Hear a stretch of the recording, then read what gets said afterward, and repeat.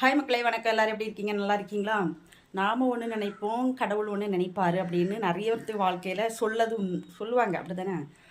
நான் என்ன நினச்சேன் அப்படின்னாக்கி, நேற்று மத்தியானம் சோறு பொங்குனீங்க, நிறைய சோறு மீதி இருந்துச்சு. சரி, இந்த வெக்கைக்கு பழைய கஞ்சி குடித்தா எப்படி இருக்கும் அப்படின்னு நினச்சிட்டு தண்ணி ஊற்றி போட்டேன். காலையில் வந்து சோறு எப்படி கிடக்குன்னு பார்ப்போம் அப்படின்னு பார்க்குறேன். நீங்களும் பாருங்கள் எப்படி இருக்குன்னு.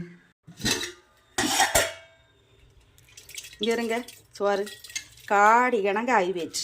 இதை எப்படி நம்ம சாப்பிட முடியும்?